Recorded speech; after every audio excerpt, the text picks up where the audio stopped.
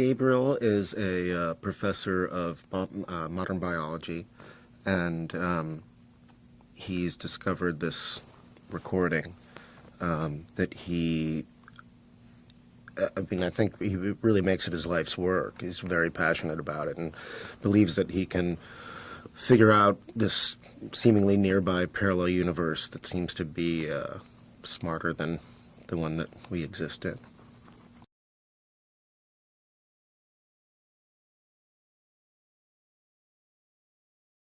When I initially read it on the page, I thought he might be using these students as guinea pigs in a way, but the wonderful thing about Gabriel is that he truly believes that he's doing well, that this work is for the greater good of all.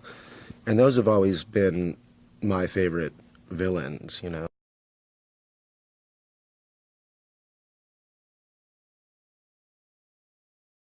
Well, yeah, it would be a little weird if we were doing a movie about a VHS tape now, but I mean, that makes the story that much more interesting and complicated and layered, and I thought was also an interesting kind of allegorical comment on social media now and the dangers of that.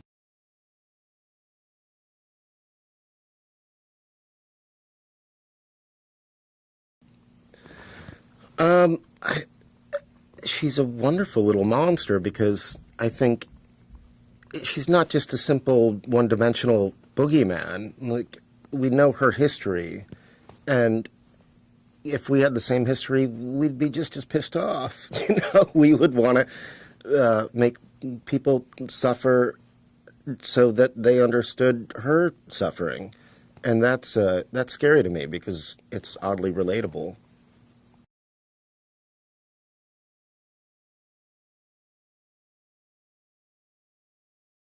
Well, I'm sure his being a fan of the previous films was, what inspired his passion for this one, and that was, never lost on anybody. The detail and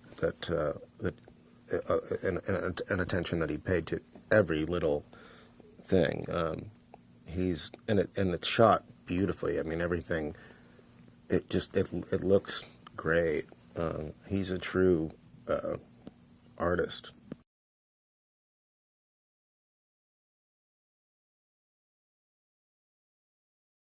Alex and Matilda are wonderful. Matilda's she's magnetic and she's wonderful in the movie, and such a sweet, sweet person too, and Alex as well.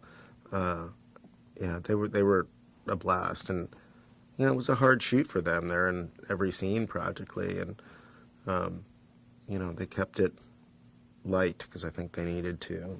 Cracked each other up a lot, and they were a good, fresh energy to be around.